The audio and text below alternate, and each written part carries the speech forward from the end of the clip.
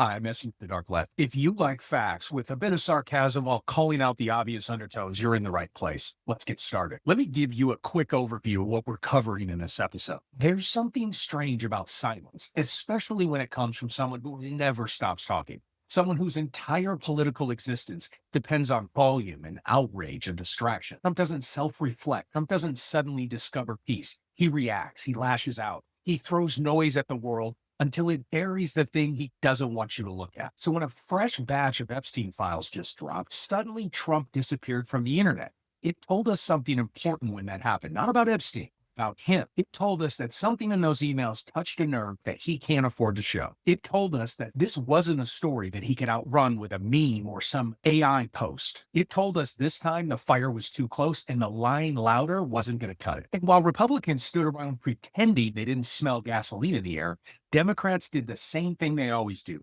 talk softly and thoughtfully and cautiously, like we're afraid to disturb the furniture in our mom's house. We still communicate like messaging is a polite academic exchange while the other side is launching flamethrowers at us. The right treats propaganda like it's a weapon, and the left treats truth like a delicate vase it's afraid to drop. And because this week insisted on being bizarre from every angle, we also found out that during the government shutdown, Trump secretly ensured ICE got paid while the air traffic controllers, the people literally preventing metal tubes from colliding in the sky, worked without a paycheck, took second jobs, sold possessions, drained savings accounts, and struggled to keep their families afloat. And when that hardship became a problem, Trump mocked them. And then he offered a $10,000 bonus that he couldn't explain or how he would fund to the ones he considered patriotic that stayed at work or didn't get a second job. And because the whole conservative political movement runs on fear and control, they decided their newest priority was stripping the X gender marker from passports, not because it solves a problem,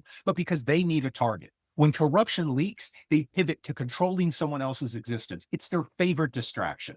None of these things are random. They form a pattern. They tell us a story about proximity, about fear, about messaging, and about which parts of the population are seen as useful and which parts are seen as disposable. And if we're going to win the messaging war or even show up to it, then we need to understand exactly what we're dealing with. All right, let's start with the new Epstein emails because they aren't ambiguous. They aren't rumors. These are actual communications, time-stamped, context-heavy, and specific. And that's what makes them so dangerous. They narrow the field instead of widening it. For years, Republicans have used the same strategy: drown Epstein's crimes in so much noise that the public stops trying to separate fact from fiction. Everyone was on the island. Everyone went to the parties. Everyone knew him. That's not a defense. That's just camouflage, because when everyone's guilty, then no one's guilty, at least in their minds. But these emails, they don't let them hide. They show proximity. They show familiarity. They show the kind of casual reference you don't make about someone you barely know. Let's begin with one of Trump's favorite lines, the one where he claims he wasn't close to Epstein and supposedly kicked him out of Mar-a-Lago back in the early 2000s. Depending on the source,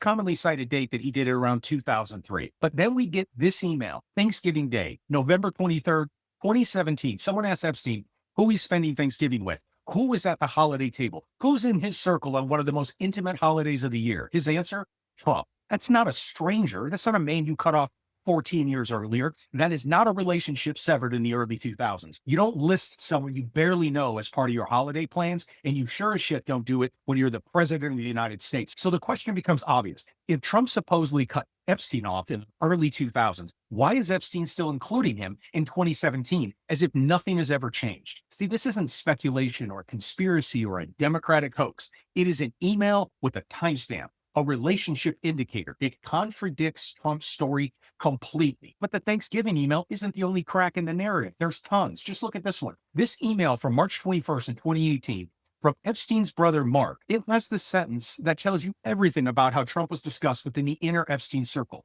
Mark Epstein writes, ask him if Putin has the photos of Trump blowing Bubba, Bubba being Bill Clinton. Now, it doesn't matter if those photos exist. That is not the point. The point is that this is how they joked about Trump. This is the tone. This is the level of casual blackmail humor that only exists in circles where compromise isn't fantasy, it's a form of social currency. People don't talk like that about strangers. They don't talk like that about acquaintances. They talk like that about men whose secrets they believe exist because they have watched a pattern long enough to know what's plausible. So just putting a few pieces together: Trump Thanksgiving 2017 with Epstein, March 2018, Epstein's brother jokes about Putin having Compromat on Trump. Trump claims that he cut off Epstein. Trump suddenly gets silent when the emails come out. He doesn't post it on True Social, at least as of now, in 48 hours. Republicans are refusing to defend him. Conservative influencers are pretending they didn't see anything. And when you line it all up, the silence begins to make sense. This isn't a story that Trump can distract from with a rant. This isn't a scandal that Republicans can distance themselves from without implicating their entire movement. This isn't the kind of release where you can blame the immigrants or Biden or wokeness or the deep state. This is a timeline problem. It's a proximity problem, a credibility problem. And the Republicans fucking know it. Because if this is what leaks now, emails, scraps, and just side notes, the sealed files must be much worse. And it's the sealed files that they're terrified of. And for the first time, their fear isn't about what someone said, it's about what something might prove. Okay, now I'm going to show you some clips from this week's press conference just to make a point. It shows how the right has mastered repetition. They know that if you say something enough times, it becomes familiar. And once it becomes familiar, it feels true, regardless of accuracy. They've built an entire political identity out of the same 5 slogans, repeated at increasing volume. It's not sophisticated. It's not intellectually impressive. It's just psychological conditioning. Okay, watch. Trump had a very successful meeting. President Trump's. Thanks to President Donald J. Trump, this was only possible due to President Trump's, and again, thanks to President Trump would not have been possible without the tremendous team of President Trump. We are thankful for President Trump's. See, when something good happens, Republicans credit Trump instantly, loudly, and in unison. They elevate him as he's some kind of hero to every single story, even if he wasn't in the building or in the fucking country. It's not just messaging, it's their branding. But when something bad happens, it's this. The Democrats dragged on the government shutdown for 43 days. Damage caused by the Democrats, the fault of the Democrat Party. Democrat shutdown. The Democrat shutdown. The Democrats shutdown. The Democrats weakness. Devastating Democrat shutdown. Joe Biden was here and inflation was at a record high. Joe Biden, the Democrats. Biden, same Democrats. Joe Biden, liberal media. Joe Biden, he is obsessed with Joe Biden. The default to the same blame script every time. It's the Democrats or Biden or woke, or immigrants, or teachers, or LGBTQ folks, or whatever the villain is that they can come up with this week. It's predictable and dishonest, but it's effective.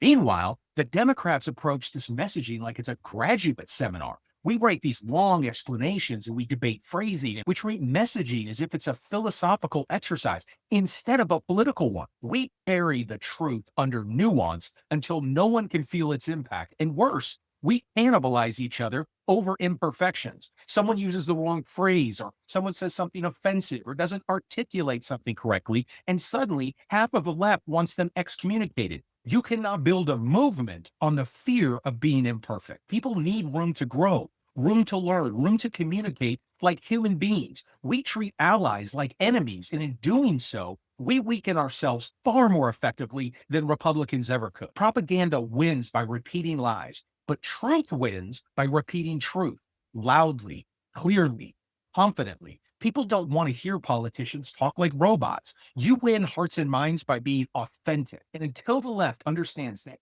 clarity and simplification is not cruelty and conviction is not extremism, we will keep losing battles that we should easily win. Okay, the shutdown's over. But this part is about where pattern of who gets protected and where it becomes sort of impossible to ignore. Because during the shutdown, 2 groups were really visible. ICE doing their ICE shit and air traffic controllers. ICE got paid, no delays, no disruptions. In fact, bonuses in some cases, because ICE serves as Trump's ideology of force and control. It's the agency he uses as a symbol of power and fear and obedience. ICE isn't about safety, it's about domination. And domination is the only political language that Trump truly understands. Air traffic controllers, on the other hand, the people responsible for managing the skies, ensuring that every plane arrived safely, worked without pay. They took second jobs. They sold belongings. They drained savings. They struggled to feed their families. And when the situation became public, Trump mocked them. He belittled their suffering and then offered $10,000 bonuses to the loyal air traffic controllers. And that's bribery without the money, since he doesn't have the funding for it. It's loyalty testing disguised as generosity. Trump rewards obedience, not service. Agencies that serve him are valued. Agencies that serve the public are expendable. Authoritarian movements are built on that distinction. Power doesn't flow towards competence. It flows towards people willing to do whatever they're told. Okay, now I want to touch on this Passport X issue because it fits the same pattern of control and distraction.